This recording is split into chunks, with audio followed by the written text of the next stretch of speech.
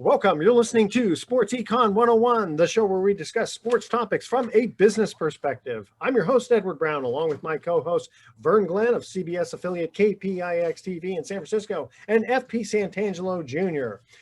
Not sure where Russell is. Maybe he'll come, maybe he won't, but that's okay. We got a full house today because we do have a guest on. At each commercial break, we're going to ask a sports trivia question. Today's trivia theme is NFL running backs. All right. And we have a special guest today. Former Seattle Seahawks strong safety Michael Boulware, who, it's interesting, Michael and I met in Dallas a couple of weeks ago at a business note expo. And it looks like Mr. Russell is going to be joining us here in a bit. Okay, so anyway.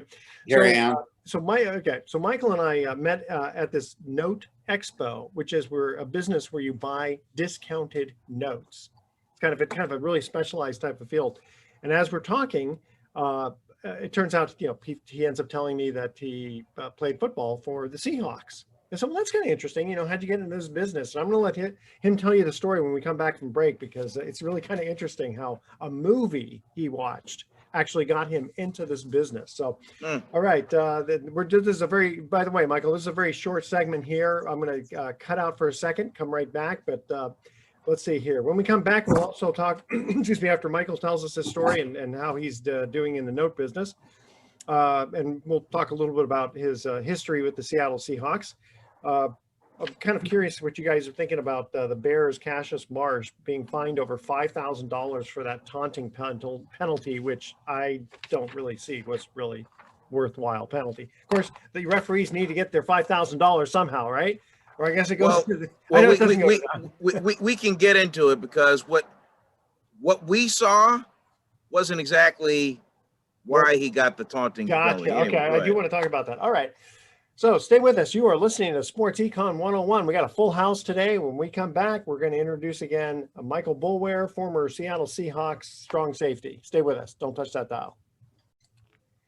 Welcome back to Sports Econ 101. I'm Edward Brown, your host, along with a full house here. Vern Glenn, FP Santangelo, Russell Jackman, and our special guest, Michael Boulware, former Seattle Seahawks strong safety. Michael and I met in Dallas at a note expo, and which is a business where you buy discounted mortgages, discounted notes. It's kind of a specialized type of field. Michael, why don't you first tell us, how did you get? You were telling me the story about watching a movie, and you'll see how smart this guy is. All right, Michael, go ahead. Take it away. Yeah, so when I retired in 2008, I kind of started buying houses. And, lately in the last couple of years, it's been getting a lot harder to find deals out there. And, I remember a movie came out about what happened in 2008, this big, about this big short. So I just ended up watching it. And in the movie, I noticed, or I heard about these guys buying or selling notes, or banks getting rid of notes at discounted prices. And I was like, man, I'm up here trying to find deals by trying to find people who want to, sell their house because they're in trouble, or, prevent foreclosure. I said, man, it would be awesome if I could find a way to buy directly from the bank. And that's what, I was seeing happening in the Big Short. I mean, I heard that happening. These banks were selling these notes for pennies on the dollar just to get them off their books. And I was like, man, I didn't even realize you could do that. And so that's kind of how it happened. I saw that movie. I saw that these banks had to liquidate these notes and get rid of them because they were toxic assets. And that's what I specialize in. That's what I want. I want these houses that nobody can afford or in foreclosure. That's kind of been my business. Yeah. So isn't that awesome? I mean, how many times do you see a movie and it suddenly springs an idea on, to get into a specific business? And, it's kind of sophisticated, because you got these banks and other people who own mortgages, and for one reason or another, they're not performing. And so rather than just, hold them on the books, Michael goes around and tries to buy them at a substantial discount. Did you guys see the movie The Big Short? I did. It was good. It was fascinating. And it was actually fairly accurate too. Go ahead.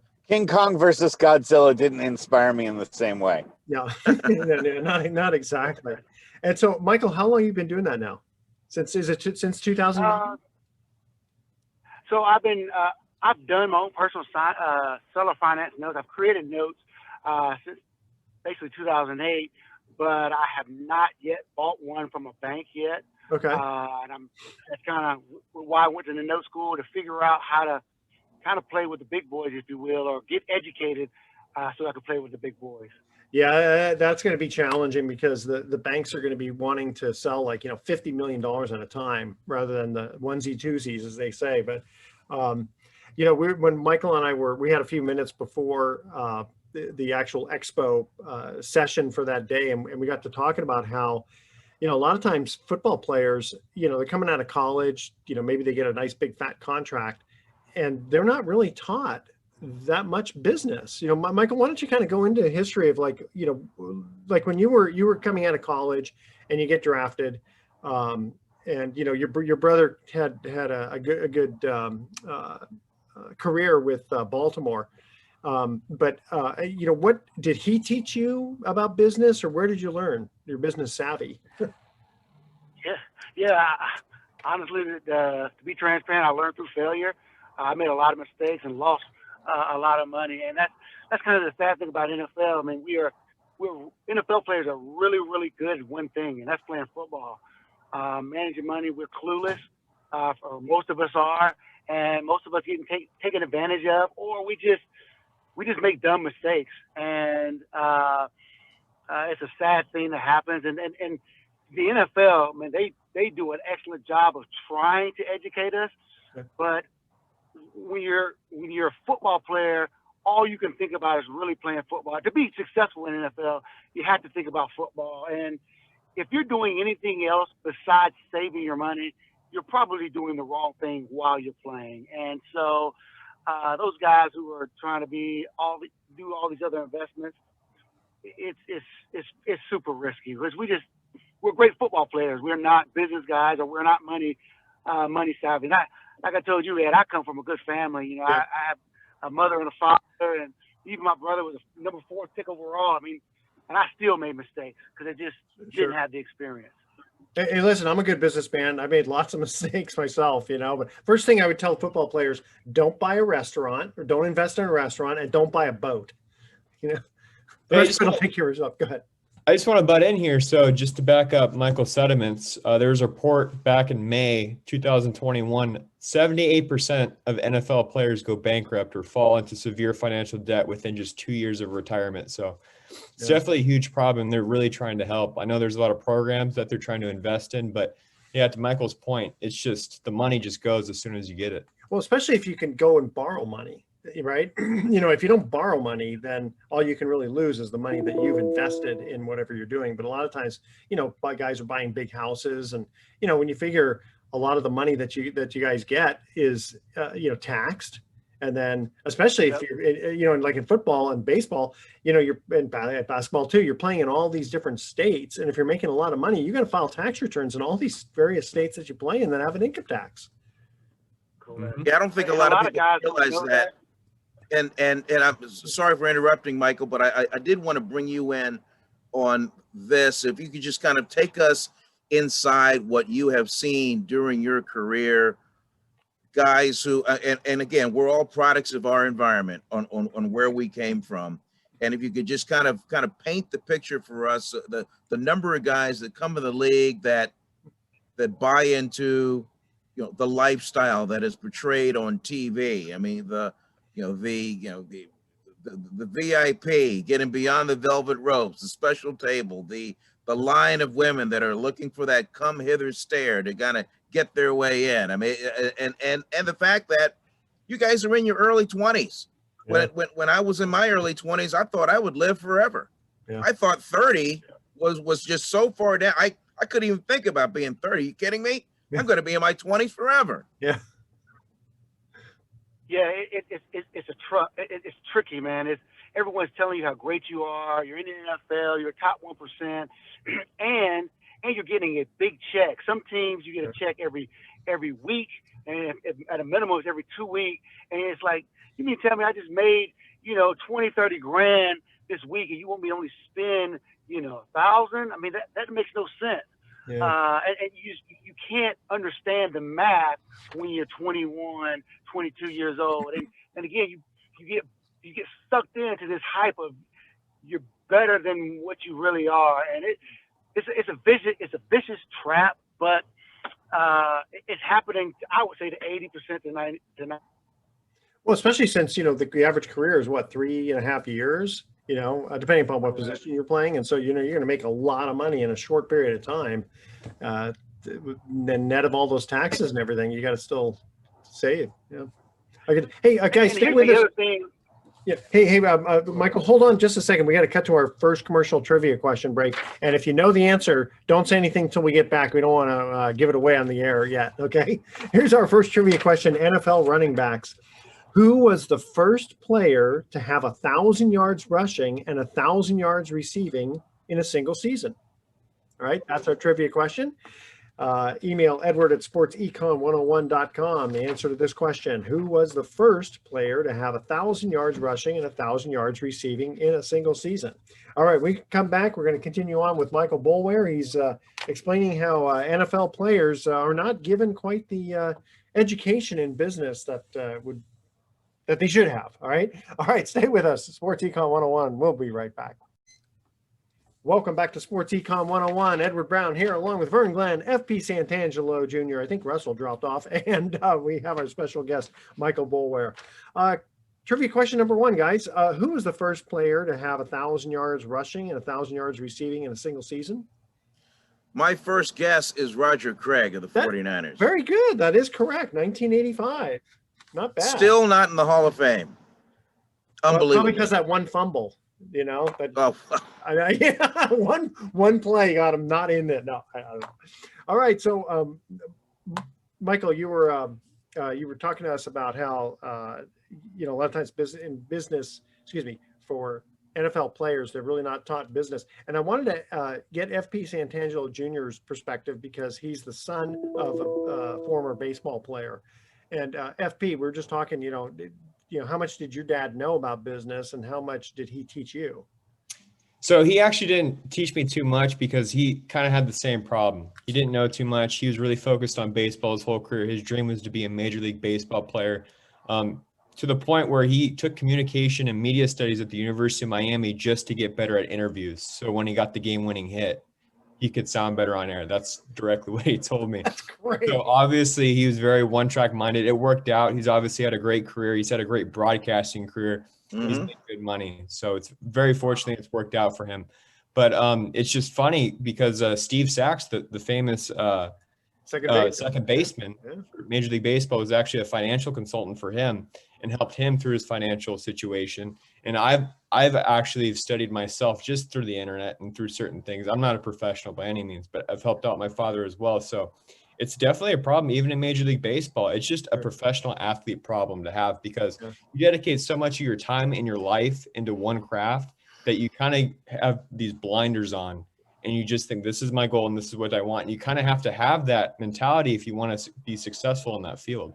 And if most have that mentality, I guess if you're the athlete, I mean, you got to be really careful who you put your financial trust in. I mean, you better, and I guess maybe Michael can speak to this a little bit. I mean, you got your best friends, you got your boys, you think, hey man, I'm going to take care of you, whatever, and they themselves might not know exactly how to manage their money, but because you know them and there's that friendship trust, then you give them that responsibility and that gets mismanaged. I've heard about stories on that. Sure.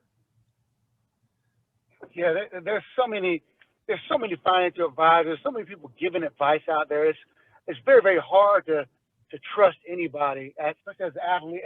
And the very thing you should probably trust is the one that sounds the most ridiculous, which is really put your money in a CD, just save your money while you play. You're making enough money that you don't need to worry about investing right now. You're single-minded. That's right. You need to be the best baseball player, the best football player you can be.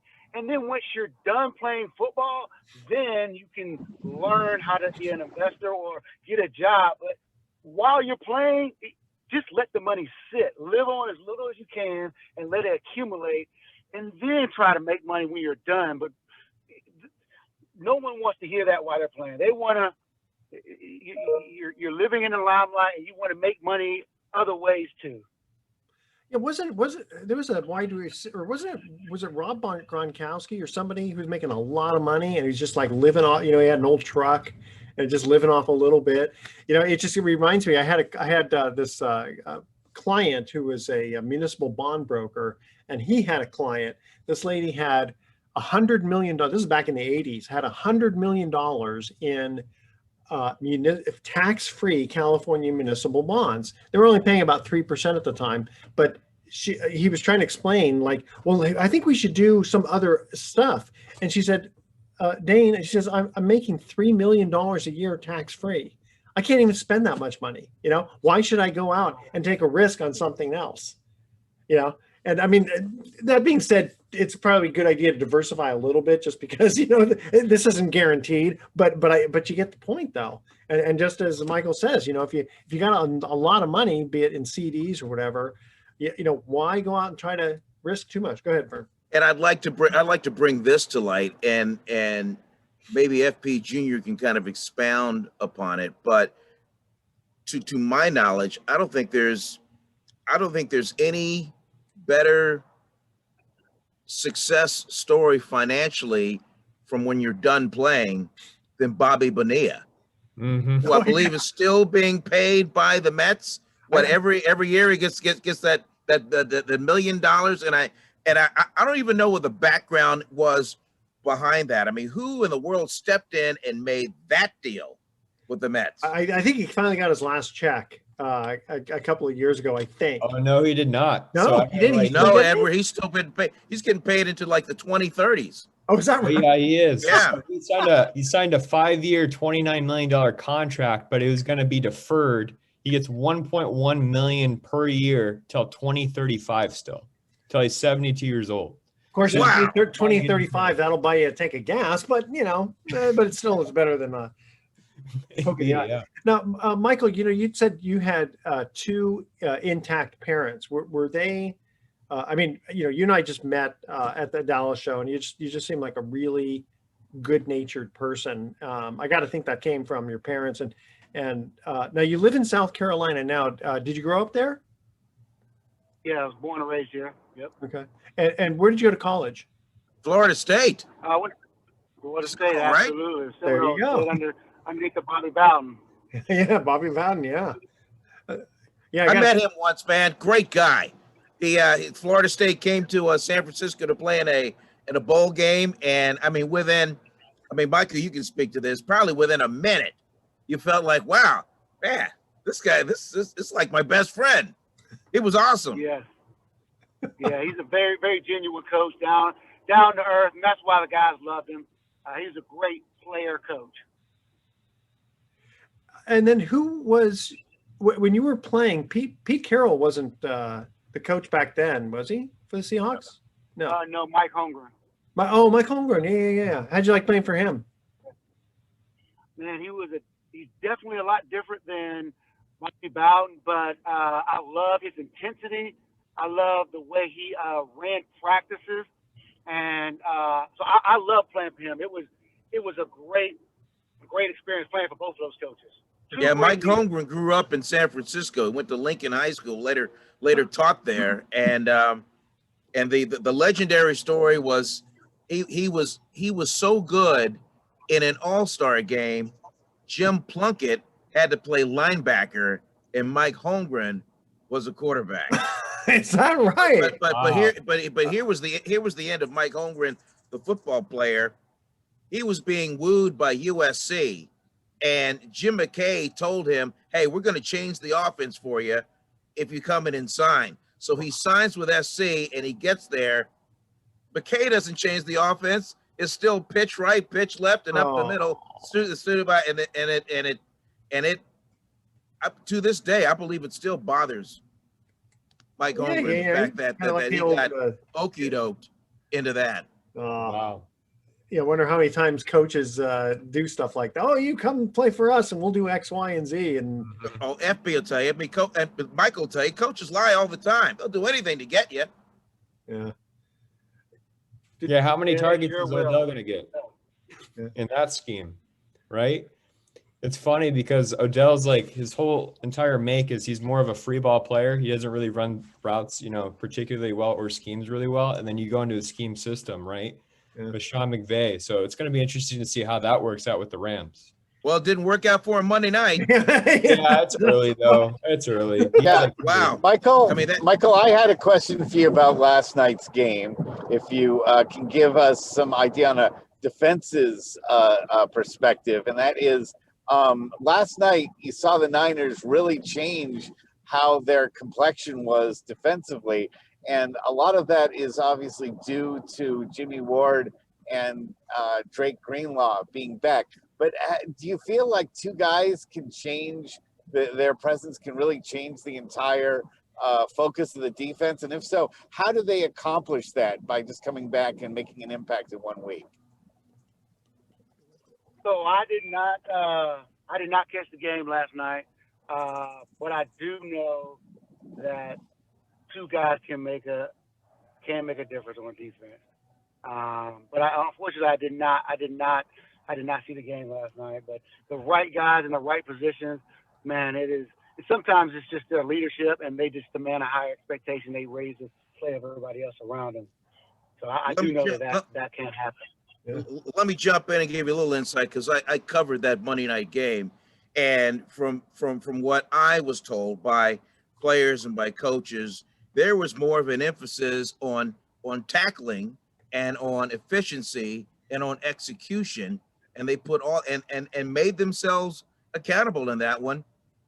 And they their philosophy, and Michael, you can speak to this, they wanted to win the line of scrimmage. They felt like if they could win the line, they could win the game, and that's what happened. And the 49ers, they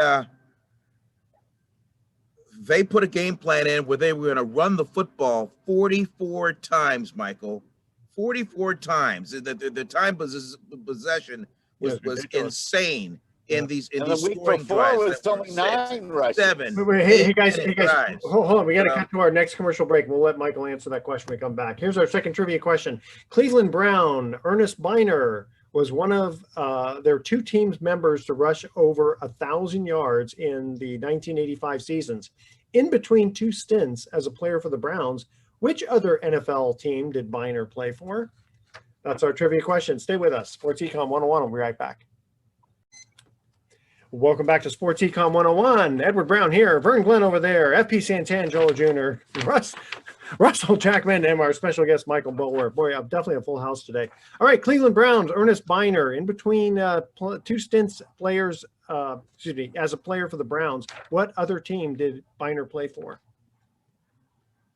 Was it the Denver Broncos? No. Redskins? The Redskins, that's right. Oh, okay. Back then, The R word.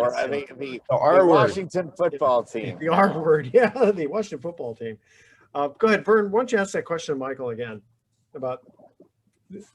Oh, just the emphasis on a team 1 week removed from a forgettable performance against the Arizona Cardinals. They come back the next week, and the whole complexion changed. More was asked of the defense to make themselves accountable. There was an emphasis on tackling, although in practice they don't tackle to the ground.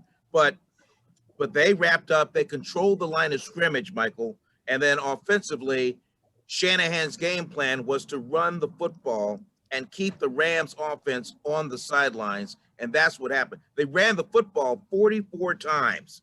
44 times, and their time of possession almost doubled what the Rams had. Yeah, I can tell you, man, controlling that line of scrimmage is important, especially from a secondary perspective. As a safety, I do not like the ball spitting through my D-line and through my linebackers, and I especially love when my D-line is getting some pressure, because that means balls coming out faster, and that means the quarterback is not making good throws.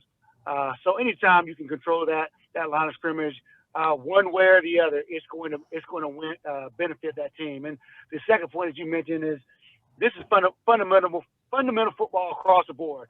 You've got to make tackles. And for defense, I don't care how good you are. If you're missing tackles, you're going to lose.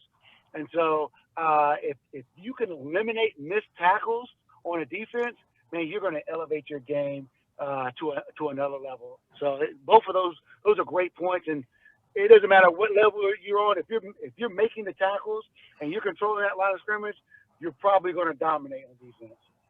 And people ask me all the time about this, Michael. I mean, I tell people, hey, the NFL is just a different animal. It's not like college or high school where you can be bigger, maybe faster, and just dominate the game.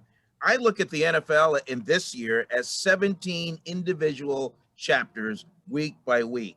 And these are paid professionals. These are elite athletes. And so you can see a game where the Washington football team beat Tampa Bay. You can see a game where Green Bay shuts out your former team. So, and then we can see what we saw on Monday night.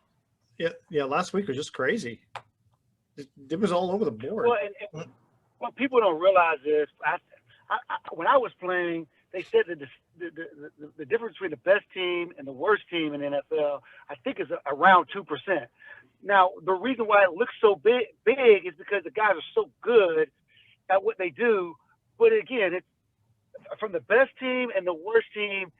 They said it's around 2 or 3%, and it's just the NFL. The margin of error is so small that it looks like a big difference. But I know if I take one half step the wrong way, I'm toast for 6, and it looks really, really big because those guys are so good at that level, and the margin of error is just so ridiculously small that if you step the wrong way, it's probably 6 points.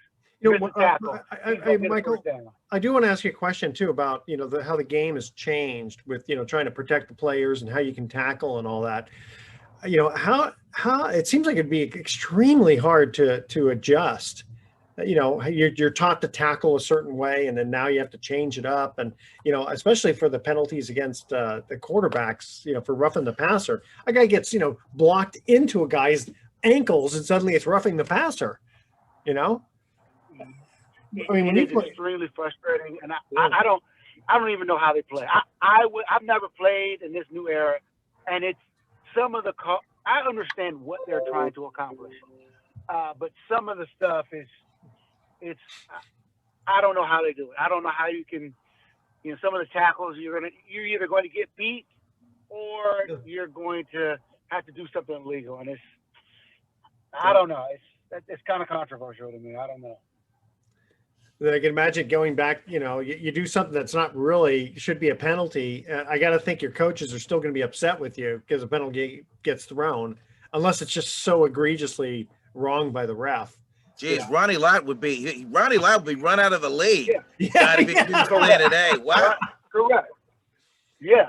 Some of the greatest players of all time wouldn't even be able to play. They wouldn't last a quarter in this new league. Yeah. Which is it's a little sad to me, I think, but man. Because guys are still going to get hurt, I mean, they're still going to twist ankles and they're still going to hit their head on the ground and that sort of thing. So, I don't know. It's kind of crazy. Well, Michael, in your career, does one woo hit stand out? I mean, somebody that you just got. Is there any pancake collision that you remember? Yes, I was playing Chicago Bears. I think it was 2007, and I don't remember the tight end's name. He was huge. He was like 285. He was running down the seam, and I knocked him out, and the ball was loose. But I knocked myself the next week. So it was probably my biggest hit in my life.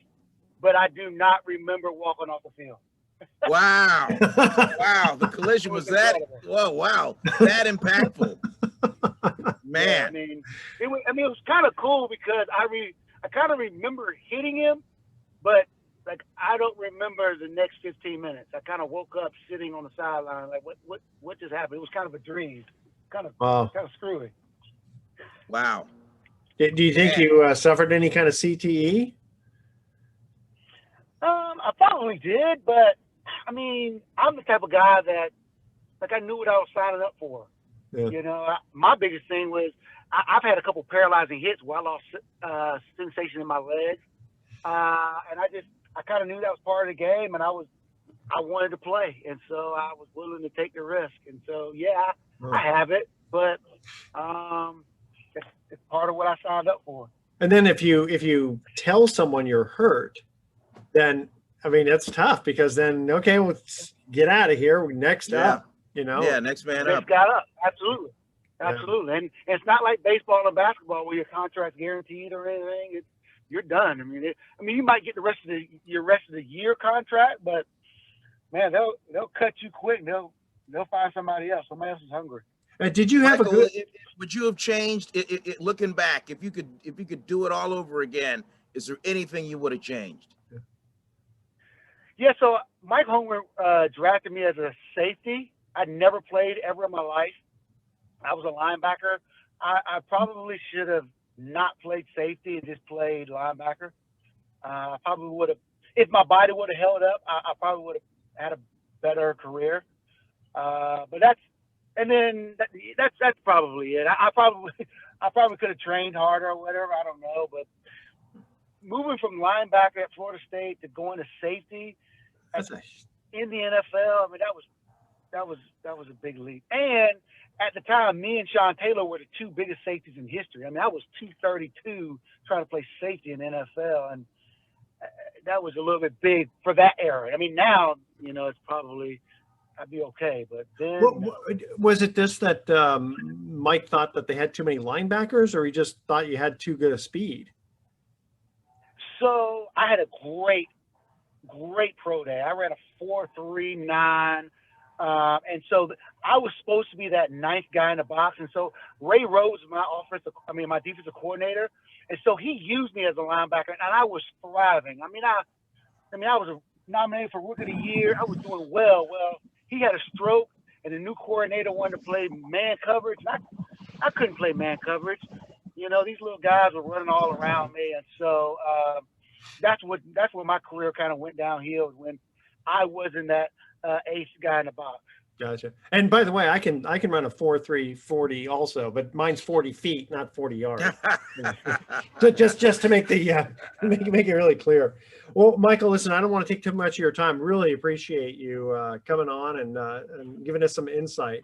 Hey, by the way, did you have a good agent negotiate a contract for you, or some of these guys are doing it themselves? But did you have a good agent?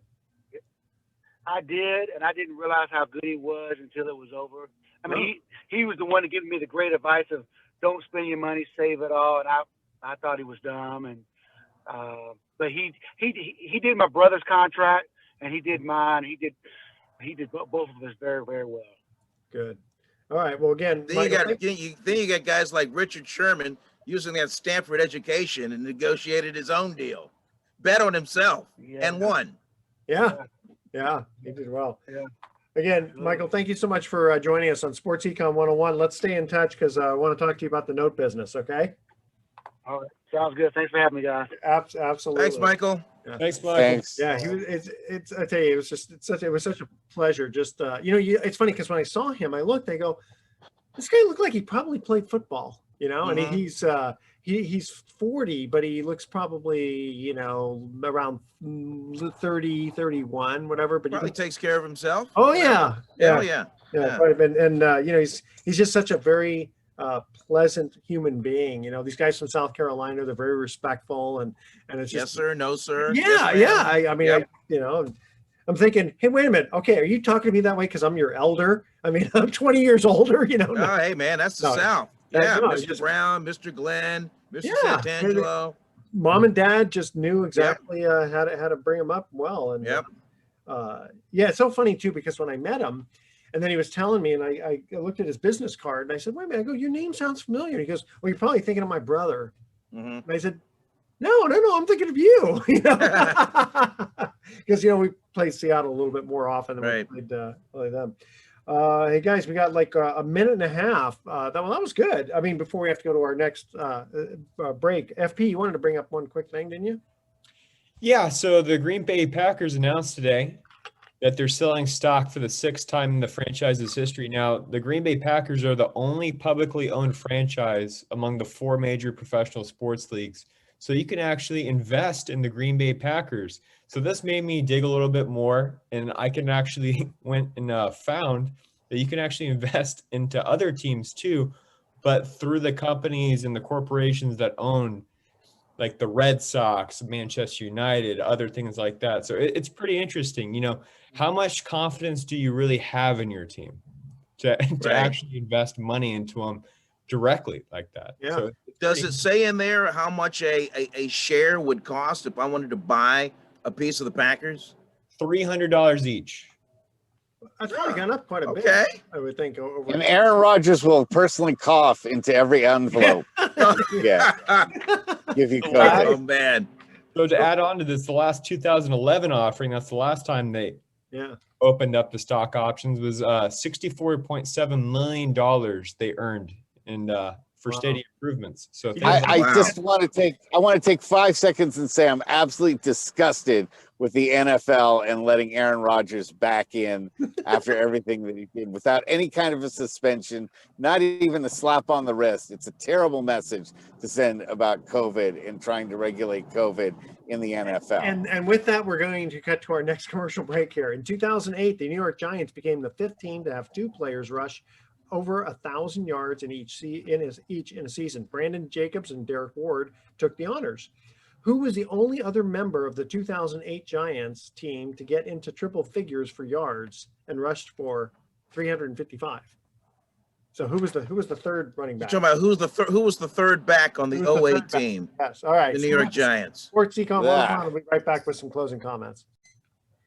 Welcome back to Sports Econ 101. Edward Brown here, along with FP Santangelo Jr., Vern Glenn, and Russell Jackman. That was a great time we had with Michael Boulware. Third trivia question. In 2008, the New York Giants became the 5th team to have 2 players rush for over 1,000 yards in each season, Brandon Jacobs and Derek Ward. But they had a third member of the 2008 Giants team to get into triple figures. Only rushed for 355 yards. You will know the name, but not as 2008 Giant. I'll say Rodney Hampton and just throw it out there. I'll just say Tiki Barber. No. Ahmad Bradshaw. No. Edward, you're killing me. I'm killing. Hey, wait a minute. No, you got Roger Craig in 1985. You got that. Because, well, I mean, I'm not gonna put Roger Craig in the same room as Ahmad Bradshaw. I know, but the trivia question of 1,000 yards rushing and receiving, that's pretty hard. You didn't. No, I don't think so. Not if you're. Well, yeah, but that was 1985. This is 2008. This is a lot sooner in time. I'm sorry. I got nothing for you on that one. Okay. Well, then we're just going to go to our thoughts of the day. You ready for that? All right. Sure. So my wife told me this is bad. My wife told me to stop impersonating a flamingo. I had to put my foot down. Funny. But that's classic dad joke right there.